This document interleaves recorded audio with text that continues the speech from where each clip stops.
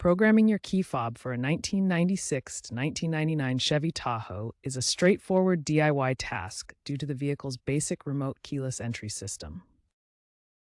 These Tahoes lack the complex software of newer cars, making it easy to sync your fob without professional help. The process involves manually using the ignition switch and door locks to enter programming mode.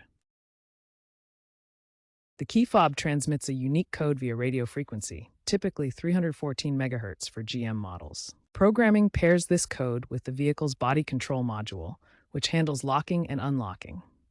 With the right steps, you can save time and money by handling it yourself. Minimal tools are needed, often just the key, fobs, and a working battery. Advanced users might use a scan tool to check for BCM errors. Always ensure you have a working battery in your fob before starting.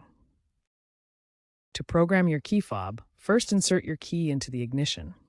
Cycle the ignition key through positions, on run, off, then on run again. While doing this, press the lock and unlock buttons on the fob within 10 to 15 seconds to enter programming mode. After programming one fob, turn the key to off, then repeat the sequence for each additional fob. You can sync up to 4 fobs in total. Variations exist for different Tahoe trims, such as base versus LT models, but the general sequence remains similar. Programming doesn't require dealer access, but be careful. Incorrect sequences can trigger anti-theft modes or drain the battery.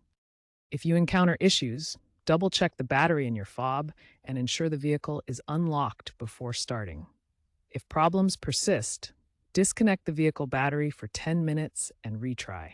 Remember, patience is key. The process is time-sensitive, requiring actions within 10 to 15 seconds.